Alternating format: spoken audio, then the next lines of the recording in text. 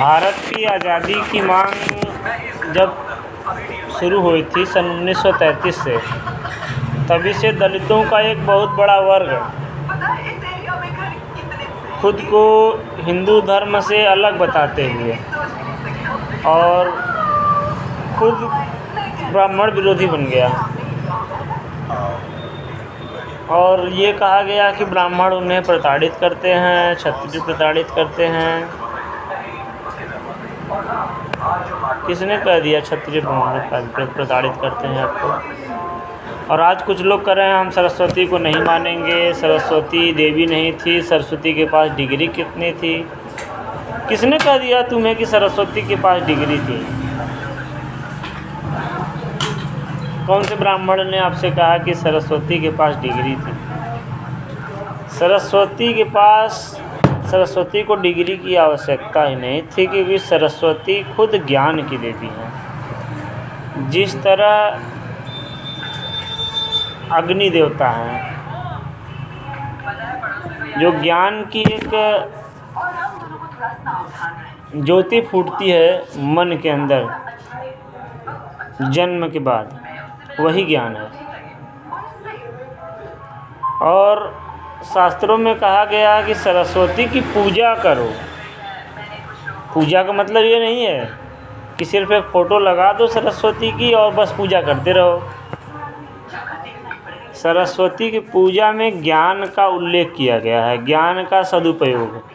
अब आपके पास तो थोड़ा सा ज्ञान हो गया तो बस एक ही चीज़ करना है, ब्राह्मण विरोध करना है बस। अरे खुद को ब्राह्मण से उच्च बनाने की कोशिश तो करो, ज्ञानी बनो। बस इतना ही विरोध करते हो, लास्ट में कहो कि ब्राह्मण अपनी बहन बेटी की शादी हमारे जाति में कर दे, तब हम मानेंगे कि जो है ब्राह्मण हमारा विरोध नहीं करते हैं। अरे भैया ये कहाँ से हो गई? इसके लिए आपको मैं एक शब्द कहना चाहता हूँ। तथाकथित जितने भी, मैं दलितों का विरोधी हूँ ही नहीं और छुआछूत का भी विरोधी नहीं। मैं ब्राह्मण, क्षत्रिय, वैश्य, शूद्र हर जगह पानी पीता हूँ। अब इसका भी आपको पता नहीं होगा कि क्यों पीता हूँ, नहीं समझ पाओगे। अभी जब बहुत जगहों पर मैं सुन चुका हूँ, कहते हैं कि जो है ब्राह्मण सबको हिंदू ही क्यों बनाते हैं, ब्राह्मण क्यों नहीं बनाते, झगड़ा ही ख़त्म हो जाए।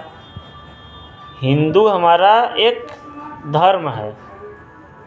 जैसे एक गांव का एक मुखिया होता है, उसी तरह सभी जातियों का समूह है। उस समूह हिंदू धर्म के अंदर आता है। ब्राह्मण कौन है, शूद्र कौन है, क्षत्रिय कौन है, पता है? अभी आपके पास थोड़ा सा ज्ञान आ गया तो बस इसी दिमाग में आया कि मैं ब्राह्मण की लड़की से शादी क्यों नहीं कर सकता हूँ, ब्राह्मण करने क्यों नहीं देता है। तो ये जो वासना है ना, वासना से ग्रसित व्यक्ति को ही शूद्र कहा गया है शास्त्रों में। ब्राह्मण वो जो ज्ञान की ओर अग्रसर हो, ये नहीं थोड़ा सा ज्ञान हो गया तो बस फलाना ढिमका करने लगा। हर वो व्यक्ति ब्राह्मण कहा गया है शास्त्र में जो ज्ञान की ओर अग्रसर हो, ज्ञान का सदुपयोग करता हो, इतना नहीं कि उसका दुरुपयोग करने लगे। क्षत्रिय कौन? जो खुद की और दूसरे की मान सम्मान की रक्षा करे, अधिकारों की रक्षा करे, वो क्षत्रिय कहा गया है। वैश्य कौन? जो अर्थ की ओर अग्रसर हो, लेन देन की व्यवस्था जो होती है। और शूद्र वो जो वासना की ओर अग्रसर हो, वो किसी भी जाति का क्यों न हो, धर्म क्यों हो, शास्त्र में उसे शूद्र कहा गया है। इसलिए मानव वर्ग को 4 भागों में बांटा गया। लेकिन नहीं, आपको तो अम्बेडकरवादी ज्ञान हो गई है। अम्बेडकर जी ने किताब लिख दिया है कि सब बराबर हैं।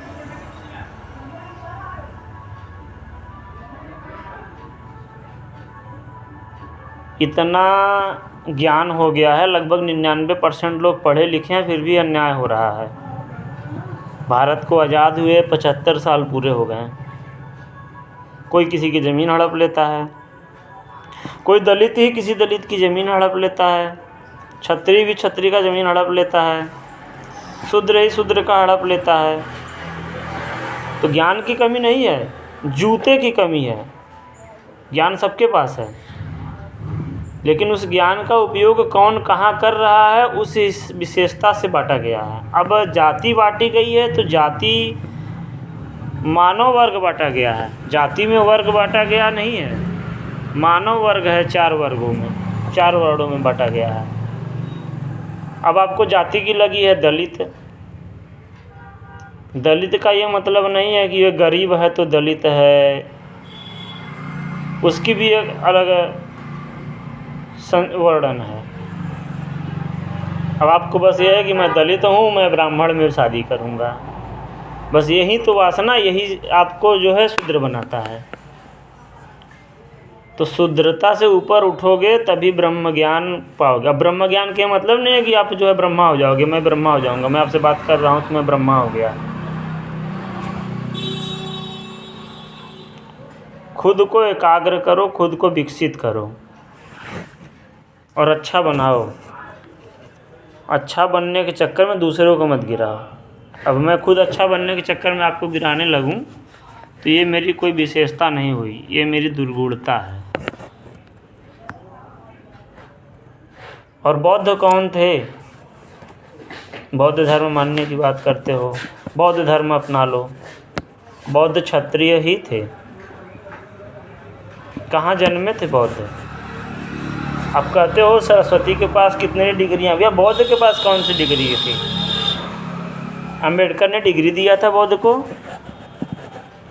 अंबेडकर को बोलते हो कि तुम लोग कानून निर्माता, कानून बनाएं, कानून लिखें।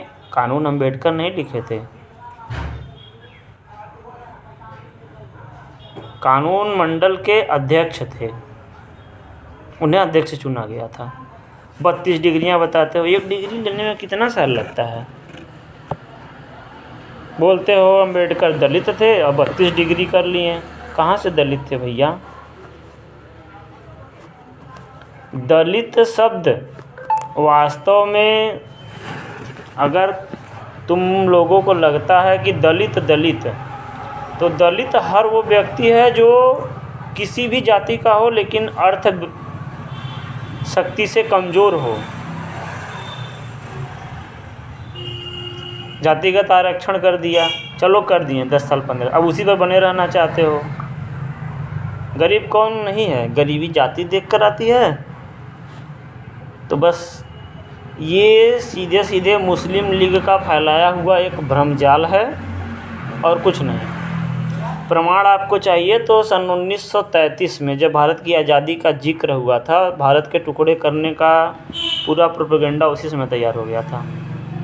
मुस्लिम लीग ने दलितों के मुखिया को अपनी ओर लुभावना दिया कि आप हमें दूसरा देश बनाने में अपना समर्थन दें, वोटिंग करें और हम अलग देश में आपको पूरा संरक्षण सम्मान देंगे। आज आप ज्ञान कहते हो, बताते हो ढोंग है, हिंदू धर्म ढोंग है। अरे जब तक हिंदू धर्म है तभी तक आपको हिंदू धर्म ढोंग लग रहा है और तभी तक आपको बाबा साहब की कानून की याद आ रही है। उस समय 1933 से लुभावना देते देते सन 47 में बंटवारा करने के बाद दलित के मुखिया को ही उन्होंने पाकिस्तान का कानून मंत्री बनाने की घोषणा की और वो पाकिस्तान ले भी गए। और जितने भी दलित पाकिस्तान में थे सबको मुस्लिम धर्म अपनाया। मतलब मुस्लिम विरोधी मुझे नहीं बनना है, हर मुस्लिम खराब नहीं है, मुस्लिम लीग खराब है। और लास्ट में सबसे जो है इस्लाम कबूल करवाया। सब लोग आज जो है किसी न किसी मस्जिद में नमाज़ पढ़ रहे हैं। और उसके बाद वो दलित नेता पाकिस्तान छोड़कर फिर भारत आ गए। और ये रावण और कौन कौन है दलितों का मसीहा बनते हैं।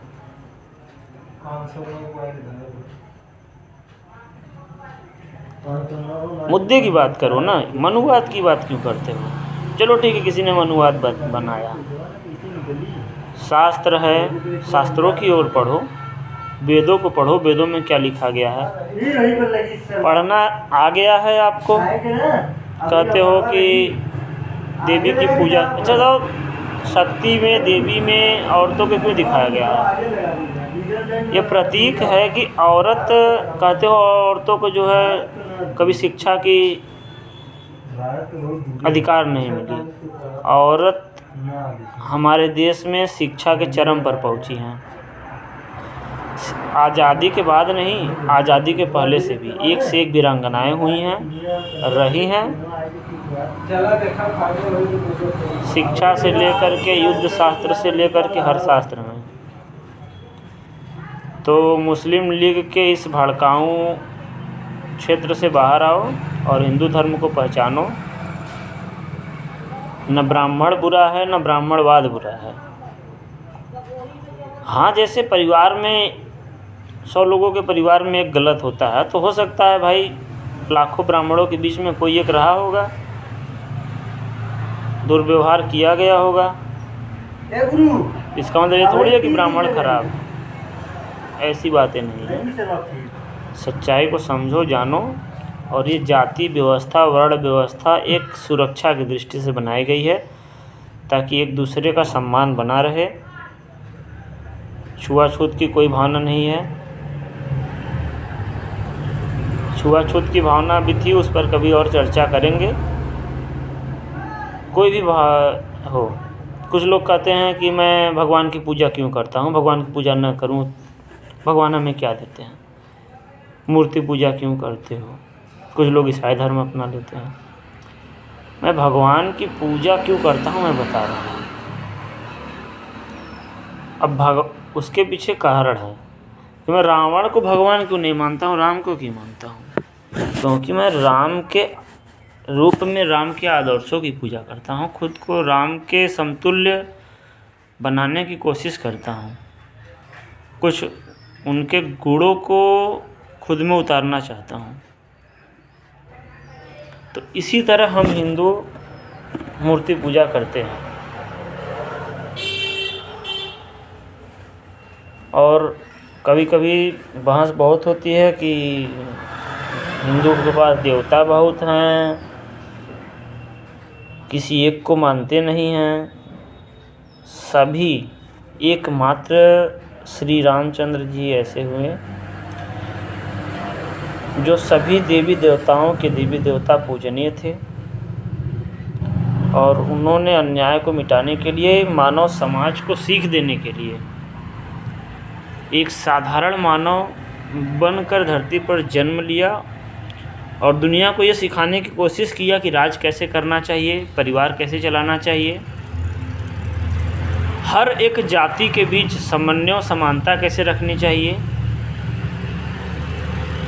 हमें अपना ध्यान उस पर दृष्टिकोण करना चाहिए, अपना दृष्टिकोण उस पर बनाना चाहिए, न कि हम एक दूसरे की बुराई करें और बुराइयों को खुद के अंदर उतारें। समाज में दो चीज़ें, अच्छी और बुरी दोनों चीज़ें हैं। हमें खुद में अच्छाई को उतारना है, बुराई को नहीं। धन्यवाद। जय हिंद, जय भारत।